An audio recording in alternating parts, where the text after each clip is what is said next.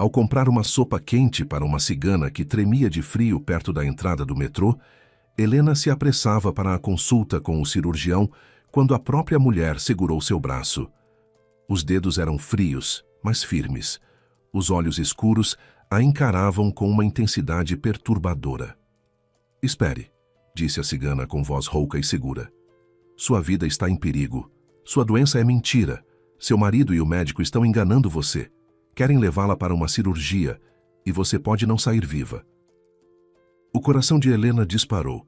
Tentou se soltar, incomodada com a abordagem repentina e com o tom sombrio. "Isso é absurdo", respondeu dando um passo atrás. "Não diga bobagens." A cigana se aproximou ainda mais, como se temesse que ela desaparecesse na multidão. "Não vá para essa cirurgia sem verificar. Estão planejando algo contra você. Procure outro médico. Confirme tudo. Sua vida depende disso."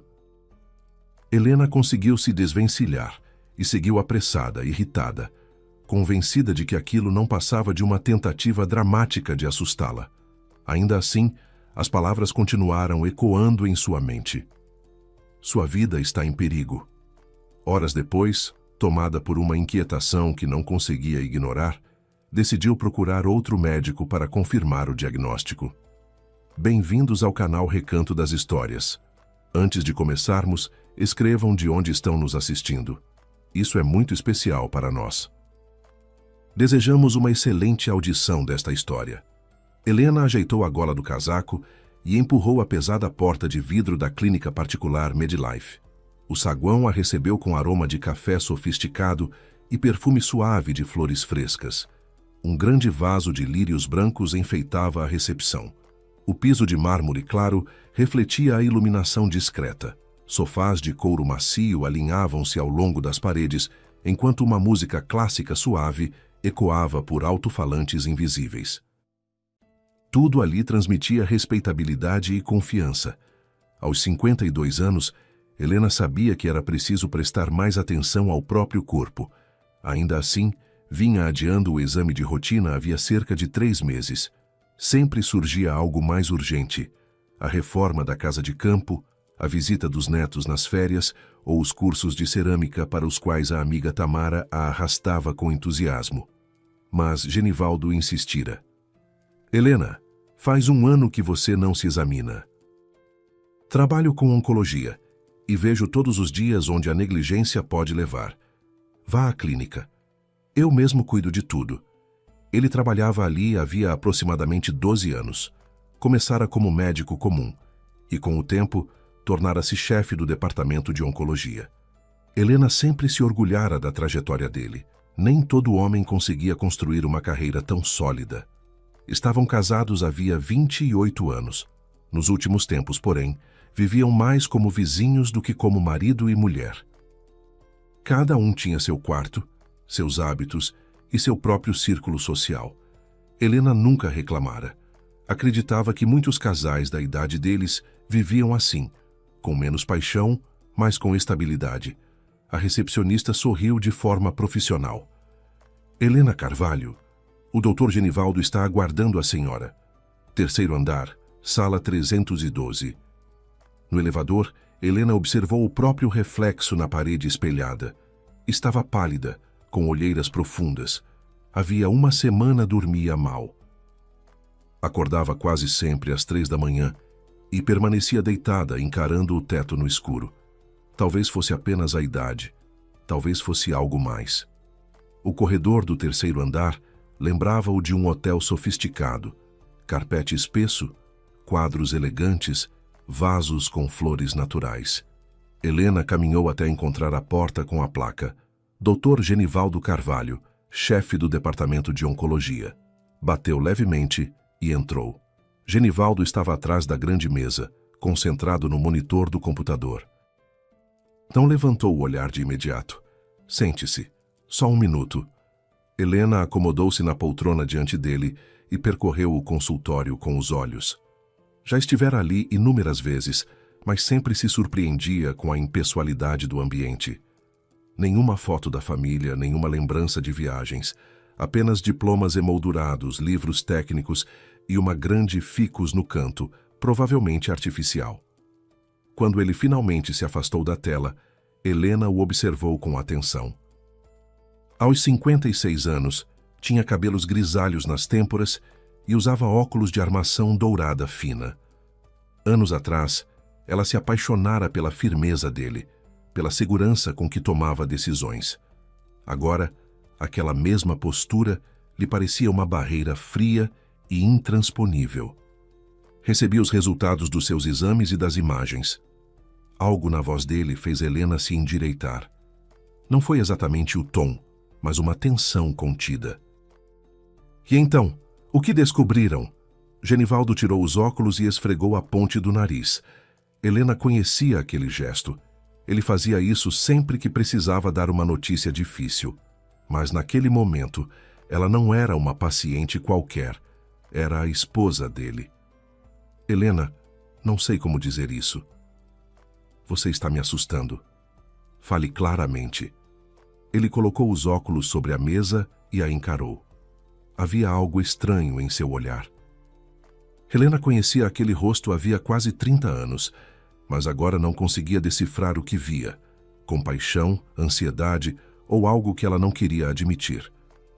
Você tem um tumor maligno na região do pâncreas. As palavras a atingiram como um golpe seco. Por um instante, o chão pareceu desaparecer sob seus pés. O quê? Mas eu me sinto bem. Não sinto dor alguma. Isso é comum nos estágios iniciais, respondeu ele com frieza profissional. Por isso a importância dos exames regulares. Genivaldo se levantou e foi até a janela. Do outro lado do vidro, via-se o pátio da clínica, com canteiros bem cuidados e bancos alinhados. Algumas pessoas de jaleco caminhavam tranquilamente pelas alamedas. Ainda é possível operar, mas precisamos agir rápido. Já conversei com o Dr. Victor. Ele é o melhor cirurgião da clínica e aceitou assumir seu caso. Helena olhava para as costas do marido, tentando organizar os pensamentos. Câncer. Ela tinha câncer. Como aquilo era possível? Sempre cuidara da alimentação, caminhava com frequência, não tinha vícios. Ainda queria ver os netos crescerem, acompanhar Natasha defendendo a dissertação. Genivaldo... A voz saiu trêmula. Ele se virou, mas não se aproximou. Permaneceu junto à janela, as mãos nos bolsos do jaleco. Sei que é um choque, mas você precisa manter a calma. Temos boas chances. Cirurgia, depois quimioterapia. Muitas pessoas vivem anos após o tratamento. Helena esperava que ele se aproximasse, que a abraçasse, que dissesse que estariam juntos nisso, mas ele continuou distante, falando com objetividade clínica, como se estivesse diante de qualquer paciente. Quando será a cirurgia? Na próxima semana. O Dr. Victor abriu um espaço na agenda para você. É raro, ele costuma estar lotado com mais de um mês de antecedência. Helena assentiu mecanicamente, mas mal registrava as palavras. Um único pensamento martelava sua mente. Posso morrer. Posso não acordar da anestesia. Posso nunca mais ver minha filha e meus netos. Preciso sair, disse levantando-se de repente. A tontura a fez apoiar a mão na mesa por um instante. Genivaldo deu um passo em sua direção. Estou bem, só preciso ficar sozinha. Sem esperar resposta, ela deixou o consultório, percorreu o corredor e entrou no elevador como se estivesse em piloto automático. Tudo parecia distante e abafado, como se estivesse envolta em névoa. No saguão, o perfume dos lírios voltou a atingi-la. O aroma que antes transmitia elegância, agora lhe pareceu pesado, quase fúnebre. Sentiu o ar faltar por um segundo e apressou o passo, atravessando o hall até alcançar a rua. Março estava frio naquele ano. A garoa fina misturava-se ao vento cortante e lançava gotas geladas em seu rosto.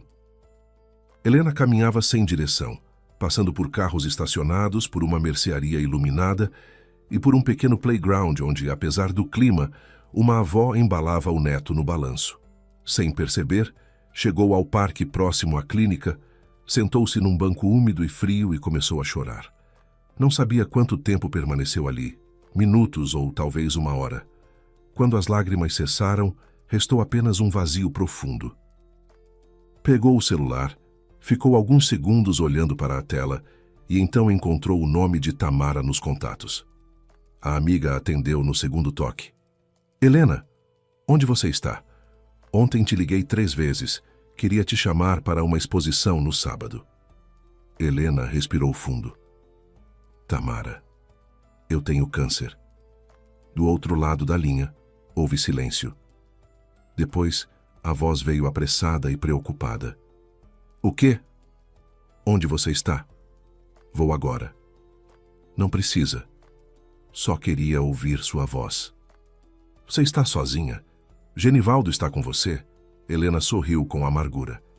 Genivaldo me deu o diagnóstico como se eu fosse uma desconhecida. Nem sequer me abraçou. Helena, me diga onde você está. Eu vou até você. Precisamos conversar.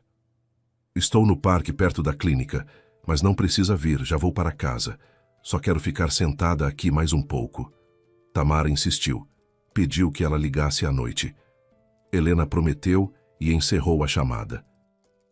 Ficou alguns segundos imóvel. Depois se levantou, apertou o casaco contra o corpo e decidiu ir para o metrô. Não tinha ido de carro naquele dia. Pretendia passar nas lojas depois do exame. De manhã ainda fazia lista de compras. Pensava nas cortinas da sala. Planejava as férias de verão com os netos. Agora tudo parecia distante e irrelevante. Na entrada do metrô, a multidão se acumulava. Era hora do rush. Pessoas apressadas voltando para casa, conversando ao telefone, olhando o relógio. Helena se deixou levar pelo fluxo até sentir alguém segurar seu braço com firmeza. Virou-se bruscamente. À sua frente estava uma mulher de cerca de 60 anos, talvez mais, era difícil precisar. Pele morena, olhos escuros com brilho intenso, fios grisalhos escapando de um lenço colorido. Usava saia longa florida, pulseiras que tilintavam a cada movimento e grandes brincos dourados. Me solte, não tenho dinheiro. A mulher, porém, não a soltou. Mantinha o olhar fixo no dela, e aquele olhar provocou em Helena um arrepio inesperado. Não quero dinheiro, Bela. Quero te dizer algo. Não preciso de adivinhações. Por favor, me solte. A mulher balançou a cabeça. As pulseiras soaram baixinho. Não é adivinhação, é um aviso. Vejo o que outros não veem, e vejo uma grande desgraça sobre você. Eu sei. Já me disseram hoje. Helena tentou se desvencilhar, mas a mão da mulher apertou seu pulso com mais força. Você não entende. Sua desgraça não é doença. Não há doença. Que absurdo é esse? Tenho câncer. Meu marido acabou de me dizer. A mulher se inclinou mais perto. Cheirava a ervas secas e madeira antiga. Sua voz tornou-se quase um sussurro. Não confie em quem está ao seu lado. Sua doença está nas mãos de outros, não no seu corpo. O mal veio da sua própria casa. Quem deveria protegê-la prepara sua sepultura. Helena ficou imóvel. As palavras soavam sinistras demais. Você está delirando. Meu marido é médico. Ele salva vidas. Médico, a mulher repetiu com um sorriso torto. Há médicos que salvam e há os que destroem. Procure outro especialista longe daqui, onde ninguém a conheça. Então verá a verdade. De repente, soltou o braço de Helena e se misturou à multidão, desaparecendo entre as pessoas como se nunca tivesse estado ali. Helena permaneceu parada, esfregando o pulso. O coração batia acelerado. Que absurdo! Um truque para assustar e depois cobrar dinheiro. Mas a mulher não pedira nada. Helena desceu para a plataforma, entrou no vagão e se sentou junto à janela. Encostou a testa no vidro frio enquanto o trem avançava pelo túnel escuro, luzes surgindo e desaparecendo rapidamente. Não confie em quem está ao seu lado. Que tolice! Ainda assim, por que aquelas palavras a incomodavam tanto? Por que não saíam de sua cabeça? Lembrou-se do olhar de Genivaldo ao dar o diagnóstico. Havia algo diferente ali. Não era compaixão nem dor. Era uma distância estranha, quase calculada. Ela tentara explicar aquilo como frieza profissional. Médicos aprendem a se proteger emocionalmente. Mas ela não era qualquer paciente. Era sua esposa. E ele não a abraçou, Não segurou sua mão, não disse que tudo ficaria bem. Talvez fosse apenas o jeito dele, reservado, contido. Ela o conhecia havia 28 anos. Sabia que não gostava de demonstrações excessivas, mas não fora sempre assim. No início do casamento, ele a abraçava sem motivo, ligava no meio do dia para dizer que sentia saudades. Em que momento aquilo se perdeu? Helena desceu na sua estação e caminhou em direção ao apartamento. Moravam a cerca de 15 minutos do metrô, em um bairro tranquilo, num prédio antigo de pé direito alto. Compraram o imóvel aproximadamente 10 anos antes, quando Genivaldo recebeu a promoção. 4 quartos, 2 varandas e vista para um pátio arborizado, onde as árvores balançavam suavemente ao vento. Helena abriu a porta do apartamento e entrou no corredor escuro. Como imaginava, Genivaldo ainda estava no trabalho. Ele quase nunca voltava antes das 9 da noite. Acendeu a luz, tirou o casaco lentamente e foi até a cozinha. Do armário, pegou a garrafa de conhaque que costumavam reservar para visitas, serviu uma dose generosa e bebeu de uma vez. O álcool desceu queimando pela garganta e espalhou um calor imediato pelo corpo. Lá fora, a noite caía. O crepúsculo de março tingia a cidade de tons acinzentados. As luzes do pátio se acenderam uma a uma. Em algum lugar abaixo, um cachorro latiu. Logo depois, ouviu-se o som pesado da porta do prédio batendo. Helena sentou-se à mesa e fechou os olhos por um instante. Sua doença está nas mãos de outros, não no seu corpo. Que absurdo! Mas e se ela apenas confirmasse, só para ter certeza? Procurar outro médico em outra clínica onde ninguém a conhecesse. Refazer os exames. Se a cigana estivesse errada, ótimo. Helena perderia apenas tempo. Mas, e se não estivesse? Preferiu não concluir o pensamento. Ainda não. Serviu mais uma dose de conhaque e pegou o celular. Abriu o navegador e digitou: Clínicas oncológicas particulares.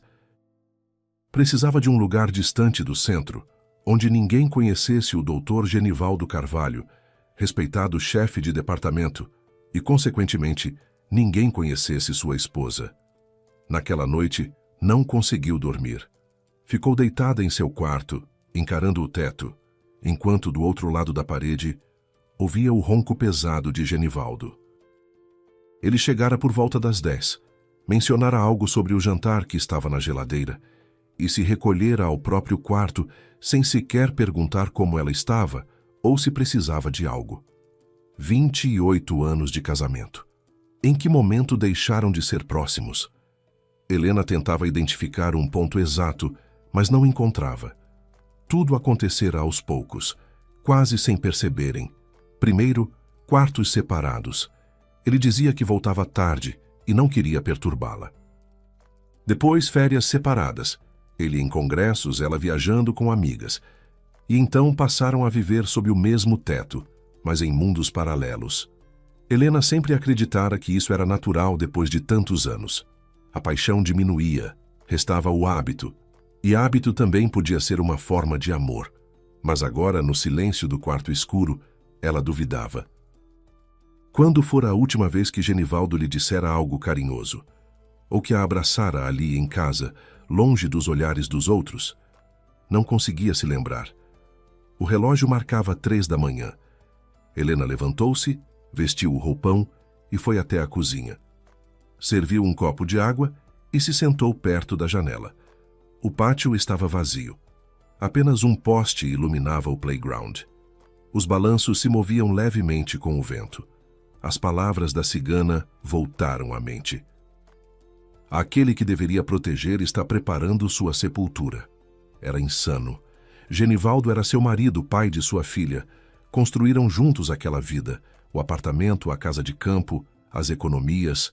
Tinham amigos em comum, memórias em comum. Ele não poderia desejar-lhe mal, era impensável. Mas então, por que tanta frieza? Por que, ao dar o diagnóstico, ele falara primeiro da cirurgia e não da esperança? Por que não a abraçou? Helena começou a repassar os últimos meses. O que havia mudado? Cerca de 6 meses antes, Genivaldo passara a chegar cada vez mais tarde. Antes voltava por volta das 7. Agora, raramente antes das 10. Justificava-se com casos complexos, excesso de pacientes, falta de pessoal. Ela aceitava. Por que não aceitar? Também notara que ele estava sempre com o celular nas mãos. Antes o deixava sobre a mesa, ia tomar banho, esquecia-o no sofá. Agora o carregava consigo o tempo todo, e quando chegavam mensagens, virava a tela ou a cobria com a mão. Helena atribuía aquilo ao trabalho. Médicos discutem casos em grupos. Isso era normal. E houve aquela ligação, 2 meses atrás. Ela entrara no quarto enquanto ele falava ao telefone e ouvira apenas um trecho. Sim, tudo está indo conforme o plano. Em breve. Ao perceber sua presença, ele encerrara a chamada imediatamente e dissera que era um colega comentando uma pesquisa. Conforme o plano. Que plano? Helena sacudiu a cabeça. Estava criando fantasias, tentando encaixar coincidências nas palavras de uma desconhecida. Era irracional. Ainda assim, verificar era algo simples. Bastava consultar outro médico. Se o diagnóstico fosse confirmado, ela se tranquilizaria quanto às suspeitas e focaria no tratamento. Se não fosse confirmado, não. Claro que seria confirmado. De onde surgiria um erro desses? Genivaldo era um oncologista experiente. Não confundiria exames. A menos que tivesse feito isso de propósito. Helena levou as mãos à cabeça. Chega. Precisava esperar amanhecer e agir com clareza. Na noite anterior, encontrara na internet uma pequena clínica particular na periferia da cidade, sem qualquer ligação com a MedLife e sem conhecidos em comum. Decidiu que iria até lá na manhã seguinte. Voltou para a cama, mas não conseguiu dormir. Virava de um lado para o outro, mergulhava num sono leve e acordava em seguida. Às 6 da manhã, desistiu de tentar. Levantou-se e tomou banho. Genivaldo saiu para o trabalho às 7h30, como de costume. Passou pela cozinha, onde Helena tomava chá, e disse: "Vou te ligar à tarde. Precisamos conversar sobre os detalhes da hospitalização." Ela apenas assentiu. Ele saiu sem se despedir com um beijo, algo que já não fazia havia muito tempo. Às 9, Helena chamou um táxi. A clínica ficava longe, quase 1h30 de trajeto. No banco traseiro, observava pela janela as ruas cinzentas, as pessoas apressadas seguindo suas rotinas.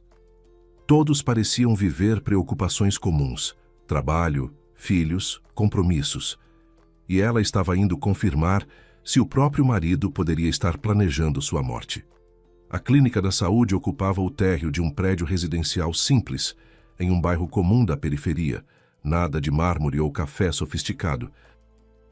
Apenas um pequeno saguão com cadeiras de plástico, cheiro de desinfetante e uma recepção atrás de uma janela de vidro. "Boa tarde. Gostaria de consultar um oncologista." "Documento, por favor." Helena hesitou ao ouvir a palavra. Documento significava sobrenome. Carvalho. E se alguém conhecesse Genivaldo? E se comentasse? "Posso usar meu nome de solteira? Tenho uma situação familiar delicada. Prefiro que meu marido não saiba." A recepcionista ergueu levemente as sobrancelhas, mas não fez perguntas. Helena apresentou o documento e informou seu nome de solteira. "Helena Silva. O que atrás aqui?" "Disseram que posso ter um tumor no pâncreas. Quero confirmar com outro especialista. O Dr. Rodrigues pode atendê-la em 40 minutos. Podemos iniciar os exames agora. Os resultados saem em cerca de 2 horas. Também fazemos ultrassom e ressonância hoje, se desejar." Helena desejava. Queria respostas imediatas. As horas seguintes se misturaram em uma sequência de procedimentos. Coleta de sangue, ultrassom abdominal, ressonância magnética. Deitada dentro do aparelho barulhento, Helena fixava o olhar no teto e pensava que, em pouco tempo, tudo estaria esclarecido. Ou a cigana estava completamente errada, e então restaria enfrentar a cirurgia e o tratamento. Ou ela não sabia qual hipótese era mais assustadora. O Dr. Rodrigues era um homem baixo, já idoso. de expressão serena e barba grisalha bem aparada. Convidou Helena a sentar-se, ofereceu-lhe água e abriu os exames na tela do computador. Helena, analisei seus resultados. Ela apertou os braços da poltrona. A expressão dele misturava surpresa e preocupação. A senhora mencionou que recebeu diagnóstico de tumor no pâncreas. Poderia me mostrar os laudos anteriores? Helena retirou da bolsa a pasta entregue por Genivaldo. Ali estavam as imagens da ressonância, os exames laboratoriais e o relatório com carimbo da Medilif e assinatura do marido. Rodrigues analisou cuidadosamente os documentos, comparando-os com as imagens recentes exibidas no monitor. Sua testa se franziu cada vez mais. Onde esses exames foram realizados? Na Medilife, no centro da cidade. E quem deu o diagnóstico? Helena hesitou. Meu marido. Ele é chefe do departamento de oncologia lá. O médico pousou as imagens sobre a mesa. Retirou os óculos e esfregou os olhos antes de falar. Não sei como dizer isso, mas essas imagens não correspondem à senhora. Como assim? Veja, esta é a ressonância que trouxe. Aqui, de fato, há uma neoplasia. E esta é a ressonância feita hoje. Percebe a diferença? Helena encarou a tela, mas não conseguia distinguir detalhes. Para ela, eram apenas manchas em tons de cinza. Eu não entendo dessas coisas. Então vou explicar de forma simples. A anatomia é diferente. A posição dos órgãos, a estrutura das vértebras, são exames de duas pessoas distintas. E os exames realizados hoje mostram um pâncreas completamente saudável. Não há tumor algum. Helena sentiu o ambiente girar ao seu redor. Isso não é possível. Meu marido é oncologista experiente. Ele não confundiria exames. Rodrigues permaneceu em silêncio por alguns segundos, observando-a com compaixão e algo mais difícil de definir. Helena, não conheço sua situação familiar, mas preciso ser claro. Essas imagens não poderiam ter sido trocadas por engano. São completamente diferentes. Qualquer estudante de medicina perceberia que pertencem a pessoas distintas. O senhor quer dizer que... Quero dizer que a senhora está saudável. Absolutamente saudável. Seus exames estão normais. Os marcadores tumorais são negativos. Não há qualquer sinal de câncer. Helena permaneceu imóvel na cadeira. Um pensamento insistia em surgir no fundo da mente. A cigana estava certa. Mas a ideia era tão absurda que ela se recusava a aceitá-la. Pode ser algum erro? Talvez eu deva repetir os exames? Pode repeti-los quantas vezes quiser. O resultado será o mesmo. A senhora não tem tumor. Ela ficou no consultório por mais meia hora. O Dr. Rodrigues explicou com paciência as diferenças entre as imagens. Mostrou as estruturas anatômicas, comparou os laudos e detalhou por que não havia margem para dúvida. Ao final da conversa, Helena já não podia negar. Os exames que Genivaldo lhe entregara eram falsos. O que eu devo fazer? Perguntou por fim. Rodrigues suspirou. Essa decisão é sua, mas, se me permite um conselho, procure a polícia. O que a senhora me mostrou não é erro médico. É falsificação deliberada de documentos, e isso é crime. Helena deixou a clínica com as pernas trêmulas. O sol brilhava forte. Durante as horas que passara ali, o tempo havia mudado. As nuvens tinham se dissipado. Ela parou na entrada, semicerrando os olhos diante da luz intensa, sem saber para onde ir. Saudável. Estava saudável. Nenhum câncer, nenhuma cirurgia. Então por que o marido afirmara o contrário?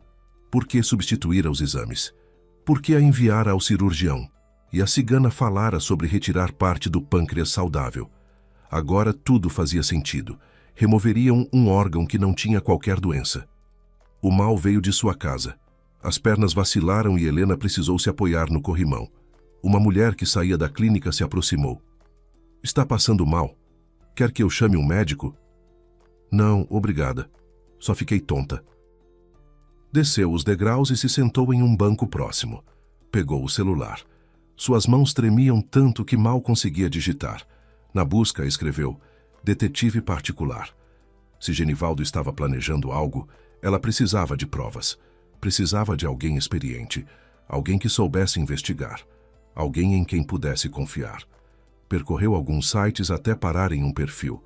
Carlos Salles, ex-investigador da Polícia Civil, cerca de 30 anos de experiência. Atuação em casos familiares, investigações corporativas e localização de pessoas. A foto mostrava um homem de aproximadamente 60 anos, semblante sério, olhar atento. Havia avaliações positivas e comentários sobre profissionalismo e discrição. Helena discou o número. Salles. Boa tarde. Eu preciso de ajuda. É um assunto delicado. Venha até o escritório. O endereço está no site. Estarei aguardando. O escritório ficava em um prédio antigo no centro da cidade. Degraus gastos, elevador ruidoso, paredes com tinta descascando. A sala era simples. Uma mesa, 2 cadeiras, uma estante cheia de pastas. Na parede, diplomas e uma foto antiga de Salles fardado, ainda na polícia. O detetive era exatamente como na imagem da internet, apenas com o cansaço mais evidente no olhar. Ofereceu café. Helena recusou. Retirou da bolsa a pasta com os documentos e a colocou sobre a mesa. Acho que meu marido está tentando me matar. Salles não demonstrou surpresa. Abriu a pasta, examinou os papéis e as imagens em silêncio. Comece do início. Helena relatou tudo. O diagnóstico, o encontro com a cigana, a consulta na outra clínica, a confirmação de que estava saudável e as mudanças no comportamento de Genivaldo nos últimos meses. O detetive ouvia atento, anotando em um bloco. Seu marido é Genivaldo Carvalho, chefe de oncologia na Medilife? Sim. E o cirurgião indicado? Dr. Victor. Não lembro o sobrenome. Ele dizia que era o melhor da clínica. Vou identificar. O que mais percebeu? Mudanças financeiras, conversas estranhas? Helena pensou por alguns segundos. Cerca de 6 meses atrás, ele insistiu para que eu fizesse um seguro de vida. Disse que era prudente na nossa idade, que ele também tinha um. Eu não vi problema. De quanto? 800 mil reais. Salles soltou um assobio baixo. Meus imóveis, o apartamento, a casa de campo, estão em nome de quem? O apartamento onde moramos está no meu nome. Também há o apartamento que herdei dos meus pais e que alugamos. Está no meu nome. O apartamento dos pais dele está no nome dele. E a casa de campo foi presente dos meus pais para mim.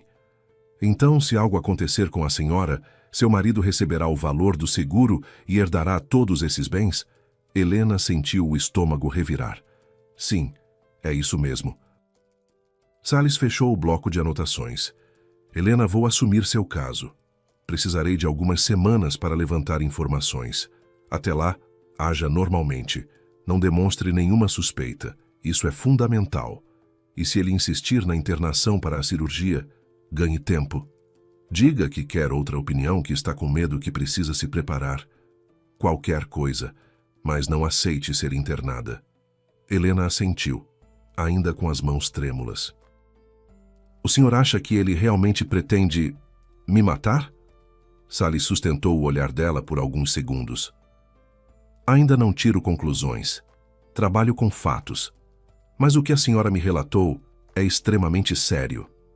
Ao sair do escritório, Helena caminhou sem rumo por algumas quadras. A cidade seguia seu ritmo habitual. Carros, pessoas, vitrines iluminadas, enquanto dentro dela tudo parecia ruir. 28 anos de casamento. Uma filha, netos. Toda uma vida construída que agora parecia assentada sobre algo podre. Talvez fosse um engano. Talvez houvesse uma explicação simples. Talvez Salles não encontrasse nada e tudo não passasse de coincidência. Talvez ela estivesse enlouquecendo de medo. Ainda assim, no fundo, algo dizia que não. O olhar frio de Genivaldo ao comunicar o diagnóstico, a distância calculada, o afastamento gradual ao longo dos anos. Havia sinais. Restava esperar pelas provas. Durante 2 semanas, Helena viveu em constante tensão. Voltava para casa, sorria, preparava o jantar, conversava sobre assuntos triviais, enquanto por dentro sentia medo e repulsa. Genivaldo mencionava a cirurgia com frequência. Repetia que o Dr. Victor abrira um espaço especial para ela, que adiar seria perigoso que cada dia era decisivo. Helena concordava, mas sempre encontrava uma justificativa. Queria ver a filha antes da internação. Precisava resolver pendências no trabalho. Queria passar um fim de semana na casa de campo, talvez pela última vez. Quando dizia última, ele desviava o olhar. Salles telefonava a cada 3 dias, sempre de forma breve. Estou avançando. Descobri coisas interessantes. Em breve conversamos. Finalmente, marcou um encontro. Era um dia nublado. A chuva fina riscava o vidro da janela do escritório. Salles parecia mais cansado que da última vez, mas havia em seus olhos um brilho determinado. Sobre a mesa, uma pasta volumosa aguardava. Sente-se, Helena. Precisamos conversar com calma. Ela se sentou, entrelaçando as mãos sobre os joelhos. O coração batia tão forte que parecia audível. Vou direto ao ponto. Suas suspeitas se confirmaram, e a situação é ainda mais grave do que imaginava. Ele abriu a pasta e retirou algumas fotografias. Na primeira, Genivaldo saía de um restaurante ao lado de uma mulher jovem, loira, elegante. Ela o segurava pelo braço, rindo. Esta é Aline Moreira, 29 anos, enfermeira da Medilife, setor cirúrgico. Seu marido mantém um relacionamento com ela há cerca de 3 anos. 3 anos. Helena olhou para a imagem e sentiu algo endurecer dentro de si. Durante 3 anos, ele chegava tarde em casa, deitava-se em outro quarto, enquanto dividia a vida com aquela jovem que poderia ser sua filha. Tenho outras fotos, continuou Salles. Eles no café, no parque, na casa dela. Ele passa lá quase todas as noites, quando diz à senhora que está no hospital. Espalhou mais imagens sobre a mesa. Os dois se beijando dentro do carro, ele entregando flores, saindo do prédio dela ao amanhecer. Entendi, disse Helena com a voz distante. Pode guardar. Salles recolheu as fotos e as colocou de volta na pasta. Ainda há mais. Analisei a movimentação financeira do seu marido. Cerca de 6 meses atrás, na mesma época em que fez o seguro de vida da senhora, ele registrou outros documentos, tirou cópias de contratos e as colocou diante dela. Primeiro, a doação do apartamento dos pais dele. O imóvel foi transferido para Aline Moreira como suposto agradecimento pelos cuidados prestados à mãe dele. Só que a mãe do seu marido faleceu há mais de 7 anos. Helena engoliu em seco. Ele deu a ela o apartamento da família. Sim. Some a isso o seguro de R$800 mil, o seu apartamento avaliado em cerca de 2,5 milhões, a casa de campo e os demais bens. Estamos falando de mais de 4 milhões no total. Dinheiro demais para que uma cirurgia complicada seja apenas coincidência. Salles fez uma pausa, dando tempo para Helena absorver a informação. Mas guardei o pior para o final. Lembra do cirurgião indicado pelo seu marido? Dr. Victor Santos. Levantei o histórico dele. Ele retirou outra pilha de documentos.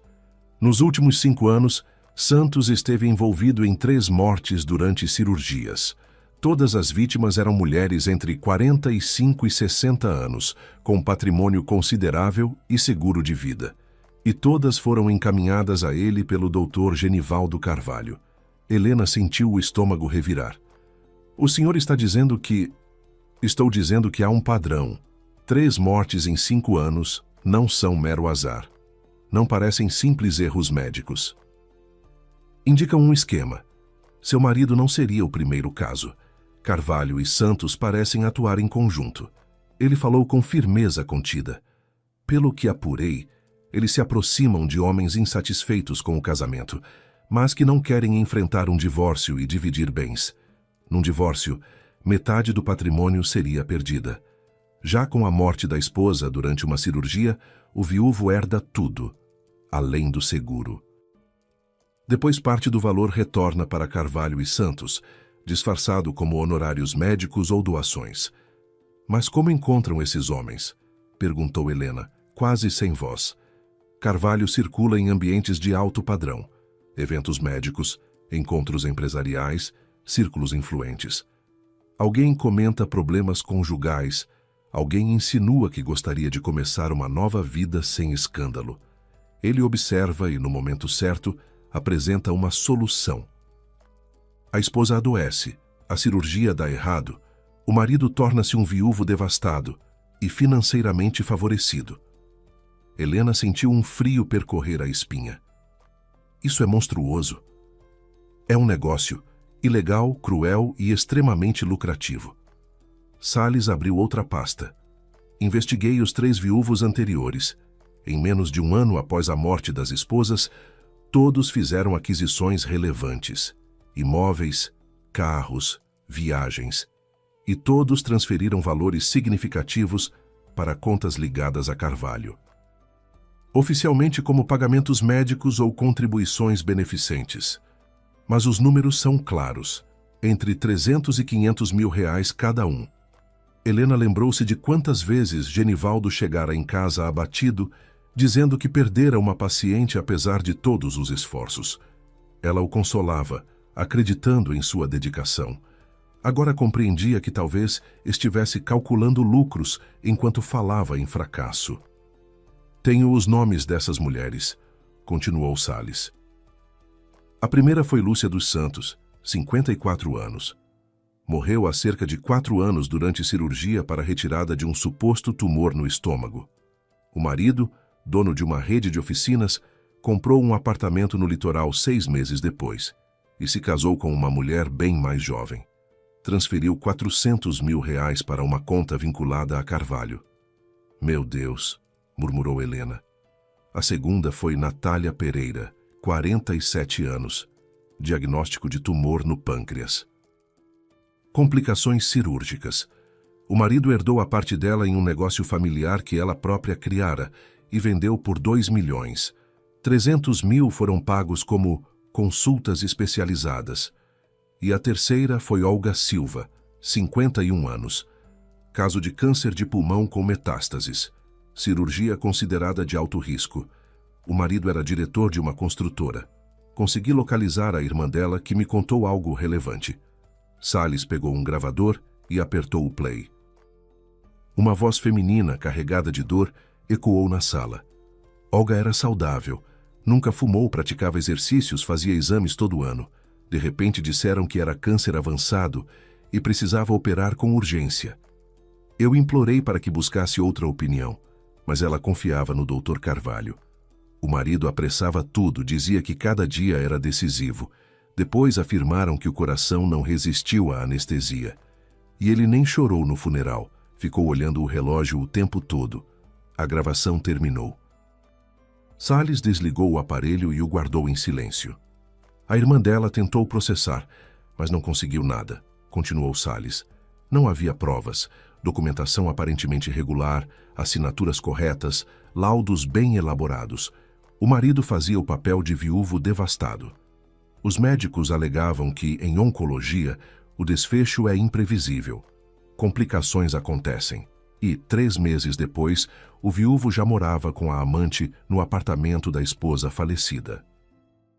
Helena se encolheu na cadeira, abraçando os próprios braços como se sentisse frio.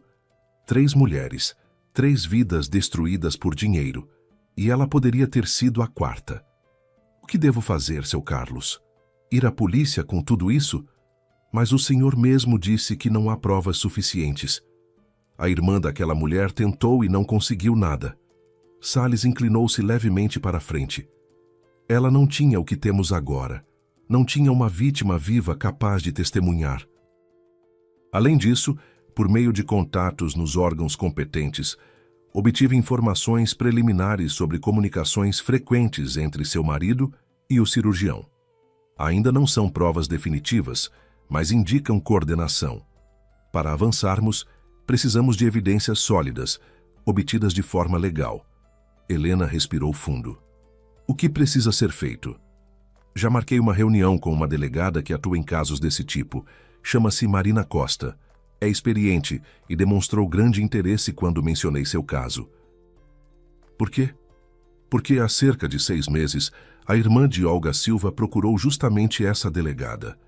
O inquérito foi arquivado por falta de provas, mas Marina nunca se convenceu totalmente. Ela suspeitava de algo maior. Agora, com seu depoimento e as informações reunidas, existe a possibilidade real de reabrir tudo. Quando será o encontro? Amanhã, às 10 da manhã. Eu a acompanho. Ao sair do escritório, Helena permaneceu alguns minutos sob a garoa fina. As gotas escorriam pelo rosto e se misturavam às lágrimas. Pessoas passavam apressadas, indiferentes. 3 mulheres haviam morrido. Ela quase fora a 4ª. Poderia ter se deitado na mesa de cirurgia, confiado no marido e nunca mais despertado. À noite, em casa, observava Genivaldo como se fosse um estranho. Ele estava na poltrona, lendo algo no tablet, bebendo chá em sua caneca com a inscrição Melhor Médico. Melhor médico para quem? Helena, você está pálida. Não está se sentindo bem? Perguntou ele com naturalidade. Ela se conteve. Está tudo normal, só um pouco cansada. Pensou na cirurgia? O Dr. Victor perguntou quando pode contar com você. Pensei. Podemos marcar para a próxima semana. Só preciso resolver algumas coisas antes. Genivaldo sorriu, aparentemente satisfeito. Ótimo. Quanto antes operarmos, melhor o prognóstico. Helena virou o rosto para que ele não percebesse a repulsa que sentia. Claro, Genivaldo. Eu entendo. No dia seguinte, sentada diante da delegada Marina Costa, contou toda a história novamente. Marina ouviu atenta, anotando detalhes, interrompendo apenas para esclarecer pontos específicos. Era uma mulher de cerca de 45 anos, postura firme, olhar atento e profissional. Helena, o material reunido pelo Sr. Salles é valioso, mas ainda insuficiente para uma acusação formal. Precisamos que seu marido e o Dr. Santos se comprometam por conta própria. Idealmente em uma conversa registrada com autorização judicial. Como conseguir isso? Marina trocou um olhar com Salles antes de responder. Temos um plano, mas ele exigirá coragem da sua parte. Estou disposta. Então ouça com atenção. O plano era arriscado, mas estrategicamente coerente. Helena teria que continuar representando a esposa confiante e vulnerável, alguém que acredita no diagnóstico e apenas deseja organizar a própria vida antes da cirurgia. Se tudo saísse como previsto, a pressão levaria os envolvidos a acelerar os passos e a se expor. Helena deixou a delegacia com uma determinação diferente da que sentira dias antes. O medo dava lugar a uma frieza calculada. Durante 28 anos, acreditara no homem ao seu lado. Agora precisava enfrentá-lo. O plano exigia autocontrole absoluto. Ela deveria agir como uma mulher resignada diante da doença, mas sem revelar qualquer suspeita. A delegada explicou os detalhes. O apartamento seria monitorado com autorização judicial. Microfones e câmeras seriam instalados discretamente na sala. O telefone de Genivaldo passaria a ser monitorado oficialmente. O essencial, disse Marina, é levá-lo a agir. Ele precisa acreditar que o tempo está se esgotando e que o dinheiro depende da rapidez. Helena assentiu. Sabia exatamente como provocar isso. À noite, Helena voltou para casa mais cedo do que o habitual. Genivaldo ainda estava no hospital. Ela percorreu o apartamento que sempre amara, os pés direitos altos, o estuque trabalhado, o piso de madeira antiga que os dois haviam restaurado anos atrás. Nas paredes, fotografias da vida que construíram. O casamento, o nascimento de Natasha, férias na praia muitos anos atrás. Rostos felizes, sorrisos que pareciam sinceros. Em que momento aquilo tudo se tornara uma encenação? Ela parou diante da janela e observou o pátio iluminado. Crianças brincavam no playground. Uma jovem mãe empurrava um carrinho de bebê. Vida comum tranquila. E ela ali, preparando-se para flagrar o próprio marido, articulando sua morte. A chave girou na fechadura. Genivaldo entrou, pendurou o casaco e a viu na sala. Chegou cedo hoje? Sim. Pedi para sair antes. Precisava conversar com você. Ele franziu levemente a testa, foi até a cozinha e serviu um copo de água. Helena o seguiu, observando cada gesto, A forma como segurava o copo, como apoiava a mão na bancada, como esfregava o pescoço quando estava tenso. Sobre o que quer falar? Helena sentou-se à mesa e entrelaçou as mãos, controlando o tom de voz. Pensei bastante sobre a cirurgia, sobre os riscos. Genivaldo sentou-se diante dela. Por um instante, algo atravessou seu olhar. Cautela, talvez expectativa. E o que decidiu? Tenho medo. Você mesmo disse que é uma cirurgia delicada. E se algo der errado? Ela fez uma pausa calculada. Precisava que ele acreditasse que ela ainda confiava plenamente nele. Quero fazer algo significativo enquanto ainda posso. O que quer dizer? Quero doar meus bens, o apartamento, a casa de campo e minhas economias, para uma instituição beneficente. Conheci a Casa da Esperança, que acolhe crianças gravemente doentes. Gostaria de transferir tudo para eles antes da cirurgia. A mudança no rosto de Genivaldo foi sutil, mas perceptível. Os lábios se comprimiram, a mandíbula se tensionou. Helena, isso é generoso, mas não precisa agir por impulso. A cirurgia vai dar certo. Você vai se recuperar e poderá decidir com calma. E se não der certo? Ela sustentou o olhar dele até que ele fosse o primeiro a desviar. Não fale assim. O Dr. Victor é experiente. Eu sei dos riscos, Genivaldo. Sou adulta. Quero organizar tudo antes da internação. Amanhã mesmo vou ao cartório para saber como formalizar a doação. Amanhã? Ele se levantou. Tão rápido assim? Por que esperar? A cirurgia é na próxima semana. Quero estar tranquila. Ele começou a andar pela cozinha, visivelmente inquieto. Você está assustada. Decisões assim não devem ser tomadas sob pressão emocional. Não é impulso. O apartamento e as economias estão em meu nome. Tenho direito de decidir. Ela se aproximou e pousou a mão em seu ombro. Ele se enrijeceu. Você vai me apoiar, não vai? Genivaldo virou-se para ela. O rosto estava pálido e havia algo próximo do pânico em seus olhos. Claro que apoio. Sempre estive ao seu lado. Ele a abraçou. Um gesto raro nos últimos meses. Helena permaneceu imóvel nos braços dele, sentindo o perfume familiar, enquanto pensava que aquele homem planejara sua morte. Quanto tempo levaria para ele reagir?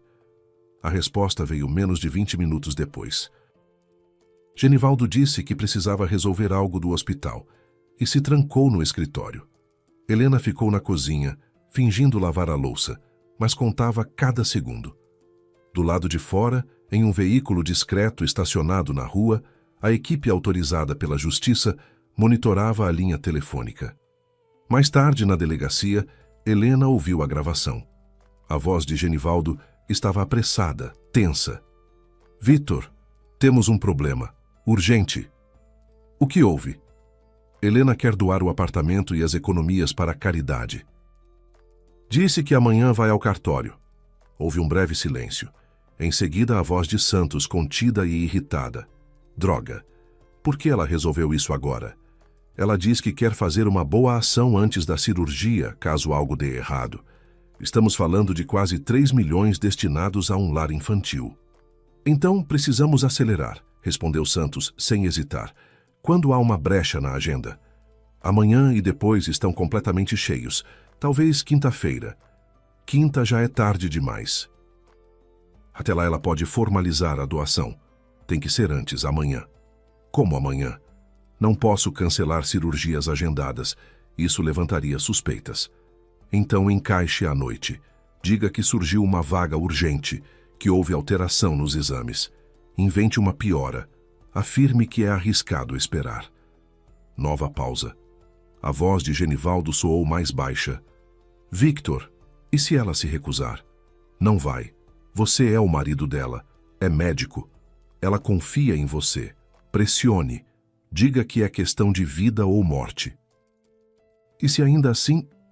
Genivaldo, escute bem, interrompeu Santos com frieza.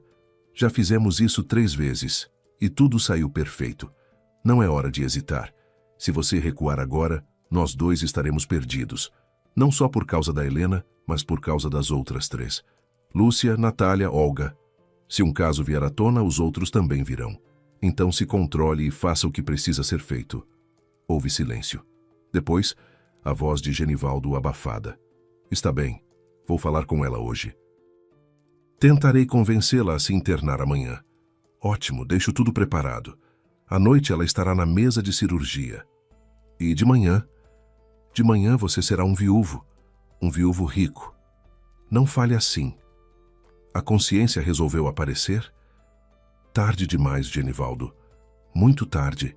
Faça sua parte. A ligação terminou. Na delegacia, Marina desligou a gravação e olhou para Helena. É o suficiente. Temos planejamento explícito, menção às vítimas anteriores. Vamos agir hoje mesmo. Helena permaneceu em silêncio.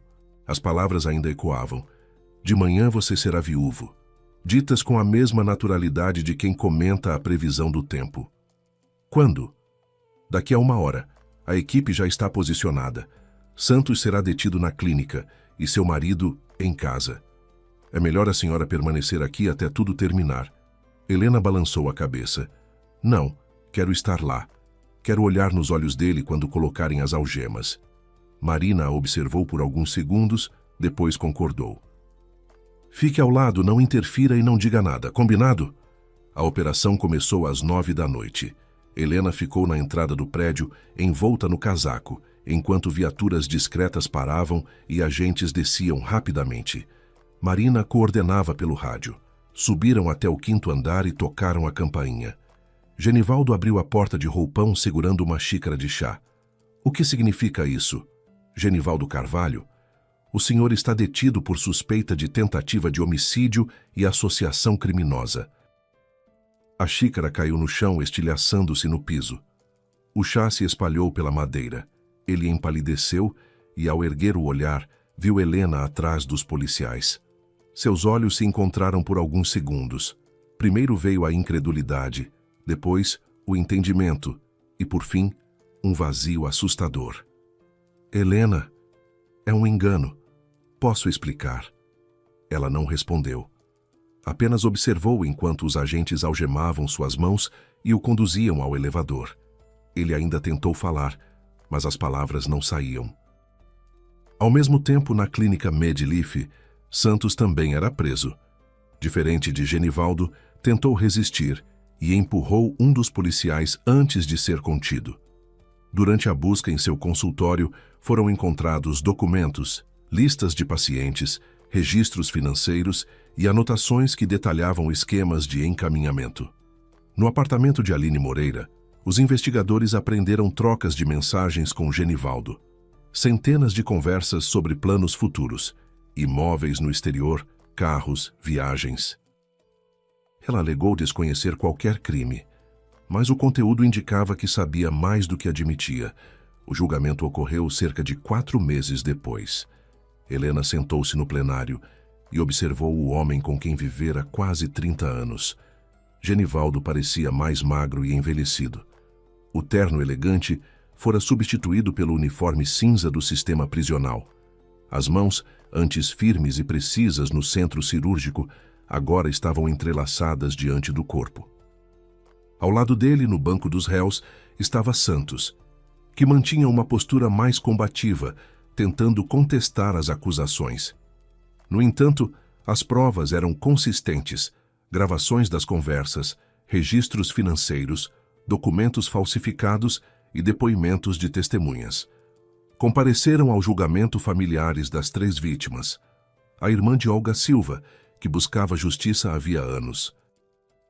A sobrinha de Lúcia dos Santos, que relatou que o marido de Lúcia, consumido pela culpa sem saber que também fora enganado, tirara a própria vida pouco depois. O irmão de Natália Pereira, que só então descobria a verdade sobre a morte da irmã. O promotor leu as acusações em voz firme: organização criminosa, tentativa de homicídio, falsificação de documentos médicos e estelionato em grande escala. Cada palavra ecoava pesada na sala. Genivaldo permaneceu calado. Não tentou se justificar nem pediu perdão. Apenas uma vez, quando seus olhos encontraram os de Helena, moveu os lábios em silêncio. Perdão. Helena desviou o olhar. A sentença foi anunciada em um dia frio de outubro. Genivaldo Carvalho foi condenado à prisão em regime fechado. Vitor Santos recebeu a mesma pena, além da proibição definitiva de exercer a medicina. Aline Moreira foi responsabilizada por cumplicidade e recebeu condenação compatível com sua participação no crime. Quando o juiz concluiu a leitura, o silêncio tomou conta do plenário. Em seguida, a irmã de Olga levantou-se e disse, em voz baixa, "Obrigada." Ninguém sabia exatamente a quem ela se dirigia. Ao sair do fórum, Helena sentiu as pernas trêmulas. O sol de outubro brilhava e o vento leve movia seus cabelos. O pesadelo que durara meses finalmente chegara ao fim. Nos degraus, Tamara a aguardava. Abraçaram-se em silêncio, sem necessidade de palavras. "Vamos embora", disse Tamara.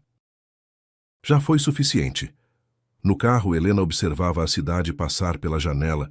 Não receberia o seguro, mas isso já não importava. O apartamento dos sogros permanecera na família. Ela tinha 52 anos e um futuro incerto, mas estava viva, saudável e livre.